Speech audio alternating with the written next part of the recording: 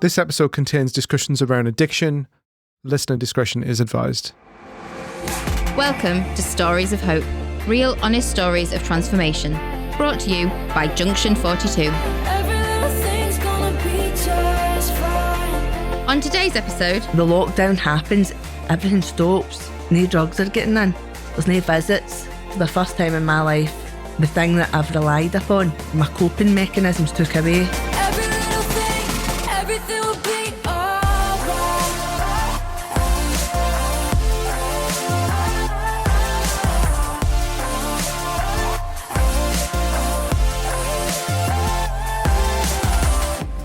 So, welcome to Stories of Hope, another episode.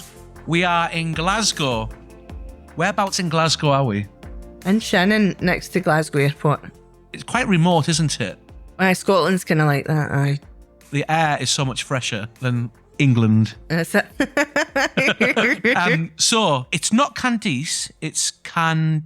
Candice. Aye, English people do tend to say Candice. Can you tell us a little bit about yourself, who you are? I grew up in Ayrshire, not far from here, and we grew up kind of different from most people. We were, it was a bit like the film Goodfellas. My dad was like, he even looks like Polly for Goodfellas, the character. He actually looks his double.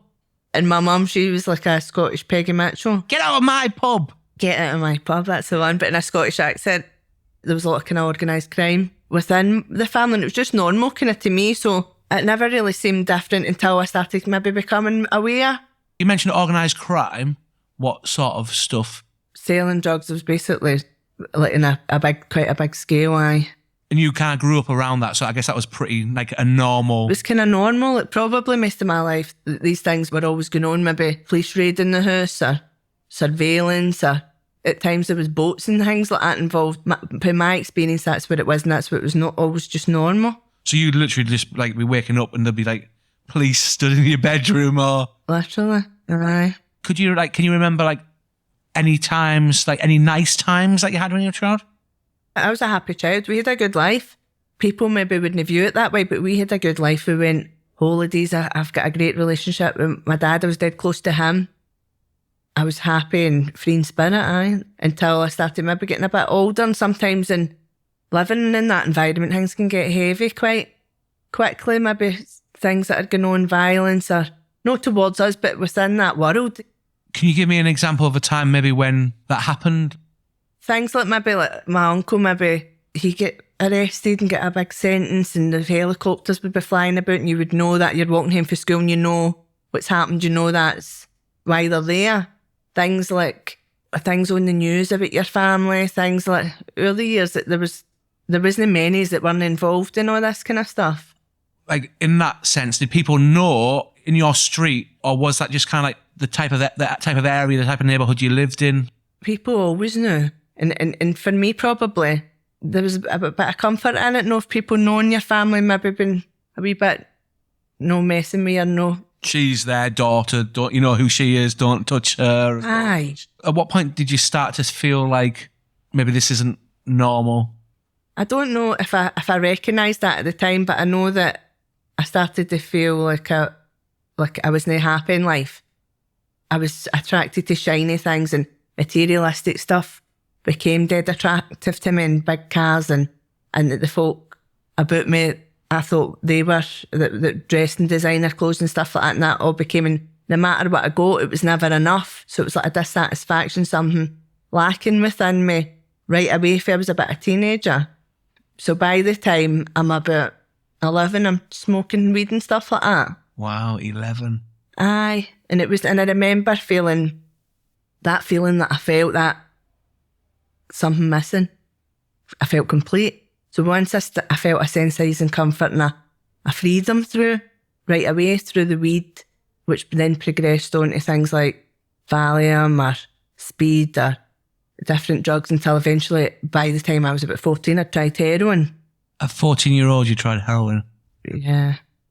You're in with people and you're looking for Valium, it was I was looking for at the time in the wee guy. Because at 14-year-old, I was interested in girls and my PlayStation, and you're interested in Valium. And was it just because it was around you at home? There wasn't really drug use within my home. There wasn't? no, really, no that type of thing, no. How does like a 14-year-old? Just started being attracted to probably the wrong people, the wrong things. Anybody that was doing the wrong things was attractive to me at that point. Something wasn't right, something was lacking when you look back on it. And at that point, I get into the heroin and that I get powerless dead quickly, and before I know it, I'm addicted and I'm out of control. Most kids go to school, finish school at 16, they'll either go to college and then they decide either to do apprenticeship, to go and work, or to go to university. Was that ever like on the cards for you? Did you ever think, when I leave school, I want to be this or I want to be that? I think I was already taking it by the time I was coming to the kind of end of school, so there wasn't really anything about school that I wanted to. So there was never like any aspirations like or anything like that? No. My brother and my sister had both were in active addiction at this point as well. Even though it wasn't really in our home, it was in the family, and it kind of got out of control with they two by that point. So it was just a kind of thing that we all ended up doing, kind of thing. It was sad, So at what point would you say that things start to like spiral out of control for you? It was just kind of chaos. Don't get me wrong, there was highs we use, and there always is. You go through periods, and I would chop and change and try and maybe stay off the heroin, and I'd end up on maybe cocaine or something. Everything I took I ended up addicted to, because it's no the drugs, it's me. So eventually we're all out of control, we're all mental, by the way, me and my brother and sister. Me and my sister do a lot of using together, even though there's about a 10-year age gap between us. What happens is she gets found dead, my sister. And if it was that before, my brother-in-law explained it in the perfect words recently. He says, if it was dark before, when Stacey died, the sun fell out the sky and it went black. It was horrendous. Terrible, terrible time. And shortly after that, my brother got clean. He went into a recovery program and changed his life. But for me, it kind of put me into a survival mode where I was actually more ruthless and more determined to survive in that. And I felt like there was no option because the pain that I'd probably felt I was masking with the drugs. And that's how sometimes you cope. And I end up in a relationship where my boyfriend sells heroin, which happens quite a lot with women in addiction. So, and then he gets to jail. So I kind of start selling the drugs that he's left. I don't really know what I'm doing, but I think, well, I should be a pro at this anyway because it runs in the family. So it shouldn't be that hard. And for some reason, it escalates really quickly with me. And I make a lot of money quite quickly. What's the largest amount of money you've ever made from it? I can't say exactly, but I remember there just been thousands and thousands of pounds. Like one time I had all this money and I was counting it, like maybe 20 grand or something, and I left the room that I was in, and a few weeks later I was sleeping and I woke up and there was something annoying me at the end of the bed and I realised it was £1,000. Oh. Because there was that much money going about that I didn't... That grand, get out of the way! But I didn't, there was that much going on, so there was a lot of money and it's attractive and you get it's faulty power sources, I call it the day.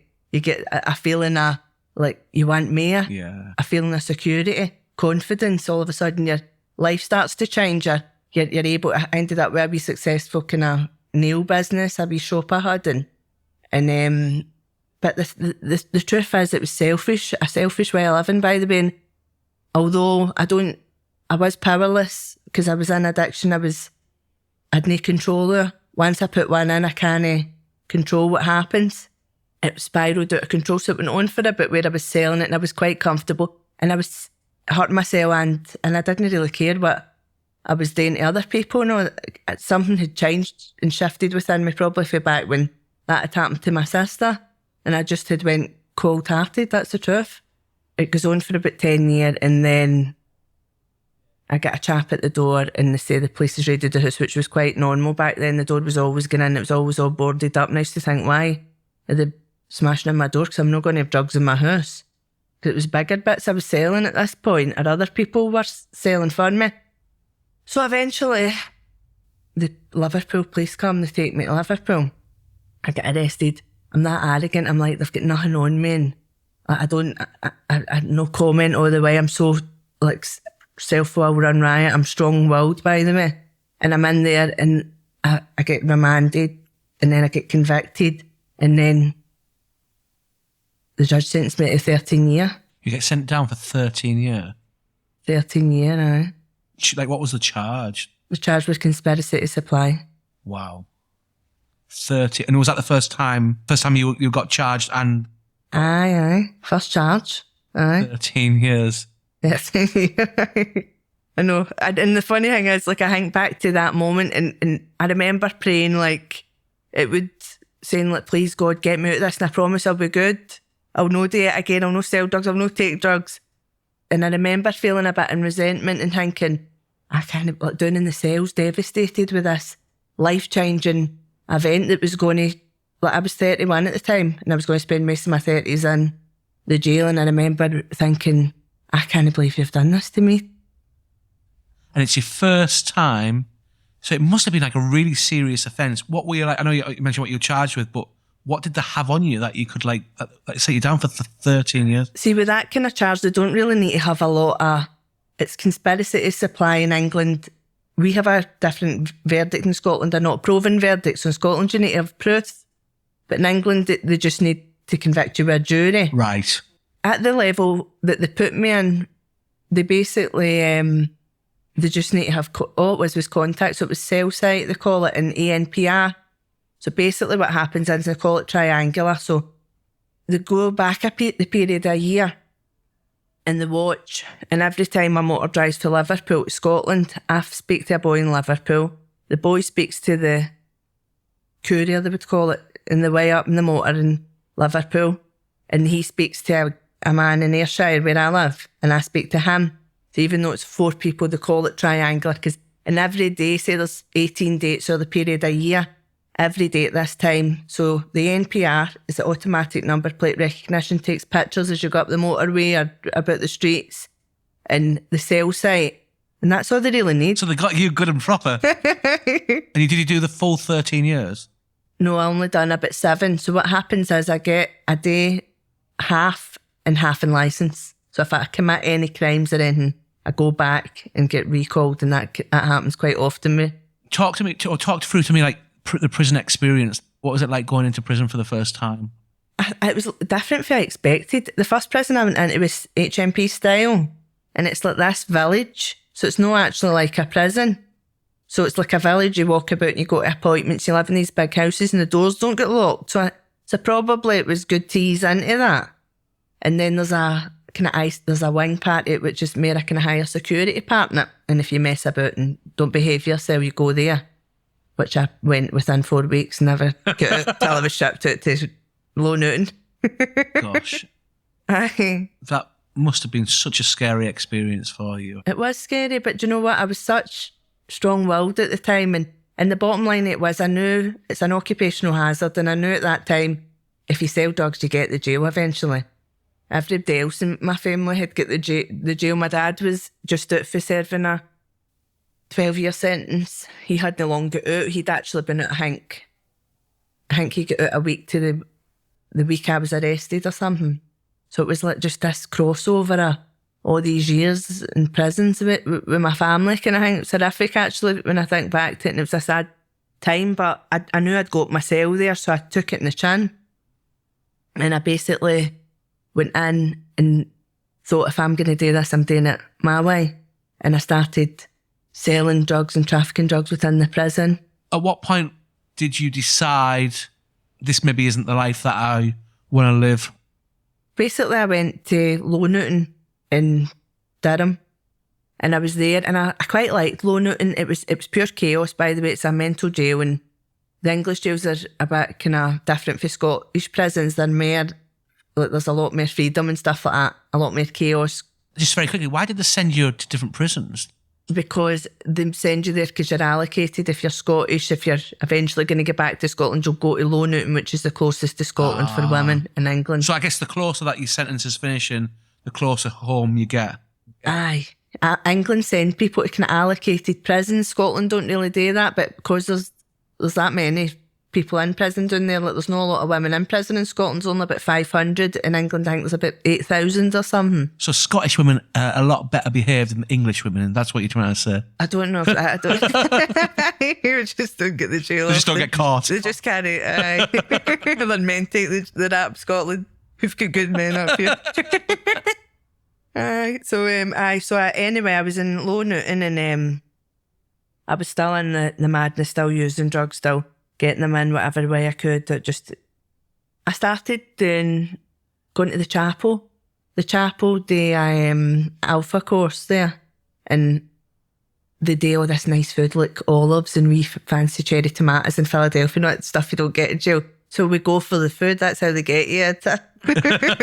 So we would go and I always felt as soon as you went in there was a feeling of peace, because things are mental and there's all rap music playing and folks screaming and fighting and the carry on kind of thing. And when you get in there was always this kind of feeling of peace in the place.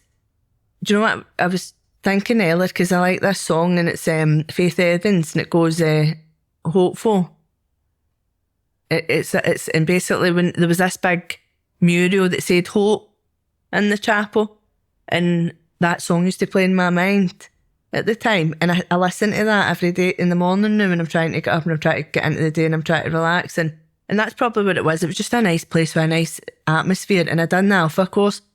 I'd been getting these horrific dreams at night, and I felt, have you ever heard of sleep paralysis? Yes. And that was horrendous, and I felt like somebody was holding me down. That's what it feels like. You're full of fear. It's all this weird thing that happens when you're sleeping.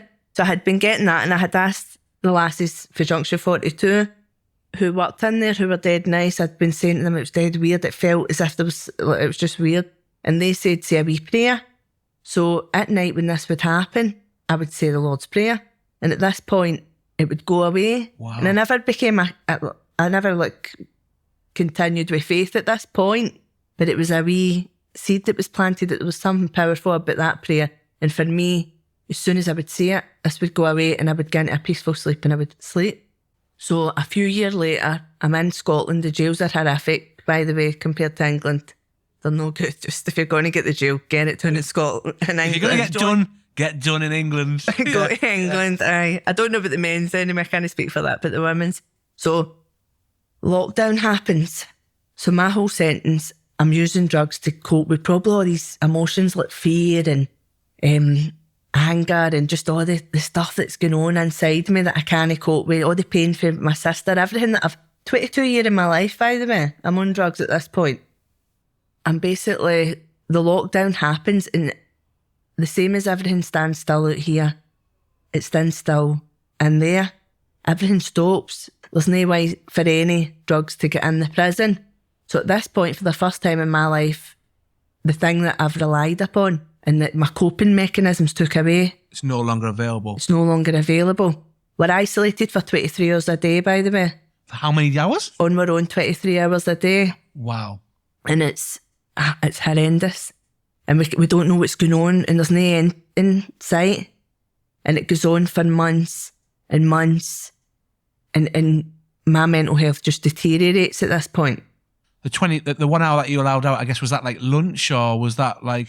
Aye, so it's like to make a quick phone call. And I remember sitting there and I would be thinking, look, and the time would go dead quick. That minute, that hour, you were out yourself, you got there and you would be thinking, I need to get back in there soon. And it would just go quick, and it was just this pure hell on earth, by the way. It was horrendous. And I get worse and worse to the point where I was phoning my family and I would just be like, and I always felt like I could do the jail. It didn't bother me. I took it in the chin. I knew I'd done wrong and I'd done what I just got on with it. And at this point, I couldn't do it anymore. When you say it was like hell, can you describe like what you were feeling or what was going on around you? I was just filled with anxiety constantly. I was constantly pure anger. I would shout and bawl. It was everybody else's fault. I would shout with the staff. They didn't know what to do. You could see they were all panicking because everybody was full of fear at the lockdown. Everybody was struggling. Nobody had ever experienced this. And I would go to the cell for 2 minutes. Somebody would say something. I'd get in there all night thinking, she's trying to... You've got a lot of time to think, haven't you? Oh, anxiety, pure overthinking, paranoia, just getting so bad. And because all my life I'd been on drugs and I'd never really had to be... Not had to deal with the... Yeah. Reality, yeah. Aye. So at this point, it gets that bad that I feel claustrophobic in the cell and I feel like I can't breathe. And I'm that filled with... It's my own mind that's torturing me, by the way, at this point. And I feel like I can't do another night in a cell. And that was the the moment with me, not even the moment, it was probably a period of a few days or whatever, it was just this overwhelming feeling that I can't do this anymore. And when I was talking to my family on the phone, I would say, there's no light at the end of the tunnel, I can't do another 2 years like this, by the way. And hope had gone. That's what it was, I had no hope. Yeah. And at that point, I prayed to God. That's the truth is, I prayed to God and said, I know I've done wrong, by the way, this is me. It's got me here. And I remembered the wee experience I'd had with the Lord's Prayer, which was always a powerful kind of thing with me. And I prayed and I started reading the Bible. That's what it was for me, it was faith. And for some reason, I could breathe. Everything, all that anxiety, all that anger, everything just lifted. And the mad thing is, see the cell, it was a horrendous cell, by the way. There was these blue spots that somebody decided to decorate it, graffiti in the walls, and it was horrific. But it had this big massive view of the Edinburgh Mountains that I couldn't see before. So at this point, whatever happens, I basically feel like I surrendered my will to God and said, whatever I need to do to never get to this point in life again, I'll do it. And then at that point, I can sit in my wee room at pure peace and the Edinburgh Mountains look beautiful and everything's all right. Do you remember like the actual point of that turned from pure chaos, pure hell, pure I am living my nightmare here to then, okay, it's going to be okay? I just remember being completely in so much emotional pain, and I think that's sometimes where you need to be. I remember just feeling like I can't do it anymore, and that's when, and I think I broke down as that like that, all that strong self-will and all that determination that had been driving me the whole time was gone, and there was something else in its place, something more peaceful. And I don't know an exact time when it happened, but something changed. And what happened was when the jail opened back up and the drugs started becoming back in. Gosh, yeah. I'm sitting and my pals are like, you want a wee line? You want a pipe? And I'm like, no. So did you do that like pure, like cold turkey? Like, or did you get help? I was on a methadone program and I reduced off of that and just come off it. I come off the methadone in the jail, which is a rare thing, by the way. Very few people do it because it's a hard place to be unwell. Nobody wants to be in there feeling sick and in wee freezing cells when you're in withdrawal. So, when the drugs come back in, something that was different in me, and I just didn't want to do it anymore. I couldn't do it anymore. And everything changed in me. See, that last 6 months, it was easy 6 months that I'd done it that full 7 year. I got a decent job. I couldn't get the good jobs before because I was always causing trouble, and I'd always think they had it in for me. Like, I'd think they hate me kind of thing. Like, they'd been horrible to me when really it was me that was making their jobs harder. I was full of gratitude, and I was more free in that jail cell, by the way, than I'd ever felt in my life. I bet like the staff were like, are you all right? Like, did anyone, like, do you remember? They wrote a big report for my probation and everything saying that they'd seen this massive change within me. They probably didn't know what it was, but they just knew something different. Did you ever get to chat to them about? I did, I would tell them that wanted to know, into it, because when you felt relief, the way, if you're in that much kind of pain, emotional and stuff like that, you know what the struggles are in life. How long have you been out of prison for now? Got a year yesterday. Wow. Yeah. And like, I guess it must have been difficult for you after 7 years coming out of prison, and then I guess you're starting from nothing. You've got nothing other than your family who are living that life that you have now gone, I don't want to do that. So what does that look like? You come out of prison and practically, how does that? This is the mad thing, right? See, most of my family members now, we're all in recovery. We're all doing work. It's like, it started off with my brother. He's about 18 years sober, right? And he seemed to set an example, and then one after the other followed. So see, for all the bad we done, nowadays we're all doing this work. We're all, if it's maybe CA, one at my uncle opened a fellowship in Ayrshire. We didn't have meetings down there. Now we've got one every single day. We've got Charles who does broken chains, gets boys into rehab. So basically what we're doing is make amends for all the damage that you've done to the community and stuff like that. When I come out, I'm like a deer in the headlights, by the way. I'm in isolation. I don't even know how to work a smart telly. I go in at night, and if everybody's in bed, I can't use this to get the telly on. Just if you rewind for a second, 7 years in prison, you must have missed a hell of a lot. What did you come out to that wasn't there? A lot. It was like Back to the Future. I felt like I'd just been like took at a time. All the children that were wee children were all these big grown adults with attitudes, and it just felt like I felt like a stranger in my own life. It was a horrible feeling. I come out and I was like a deer in the headlights, but I had this overwhelming gratitude for what life was and for to be home with my family, which I probably wouldn't have had if this hadn't happened in the jail and I hadn't found faith. I'd have come out and I'd have been on drugs because I'd have took drugs to cope with all that, and I'd have been straight back in or straight back doing what I was doing before. It didn't go like that. If there's anyone like sat listening to this at the moment, they're in the same situation that you've been in, how do they get clean? How do they get what you've got now? They surrender. You can do it whatever way you want. If you want to get into a 12-step programme or through Christ, that's what it was for me. That's what it had to be for me. And see, the truth is, see, 22-year addiction, if I can be freed for that, for a mindset that was basically a criminal. I was the kind of person that would have thought I wouldn't sit with no money. And the jail didn't bother me. That was the way I felt. I would go in and out the jail if I had to, because I wasn't going to sit with nothing. And if I can be freed, and my life has changed dramatically, by the way, I can't stress so much. And that's why I agreed to do this today, because I'm still in licence, so I've tried to do other things with there's H&I and things I can do with the programme eventually in the prisons. But that's where my heart is, in the prisons, because I know what it's like to sit in these cells in pure misery. I know what it's like. I know the amount of self-harm that goes on. I know the hopeless place it is where there's no love, there's no compassion. We're not meant to live that way, and we don't have to. Of course, there's hope, because if there's hope for me, there's hope for anybody. The last year's been beautiful, by the way. I've went 2 holidays. There's nothing in life that I've wanted that I've not had. I've got a life beyond my wildest dreams. It's not a big, fancy, flashy life, but it's freedom for me. I work my programme and I get to help a lot of women. I get to help women and take them through, and I get to be an example of what my faith is. And if they choose to go that route, that's up to them. But it gives me purpose that I never ever had. See, being able to help others, that's what the only route for me. And at this point, that's all I want to do, because I'm so grateful today for my life today. I just want people to know that you think it's impossible, but it's not. All things are possible with God.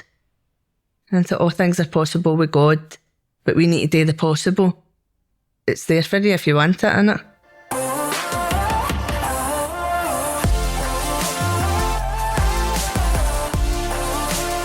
This has been a UCB podcast in partnership with Junction 42. Find out more about Junction 42 at their website, junction42.org, and make sure you subscribe to the show to hear a new episode every Tuesday.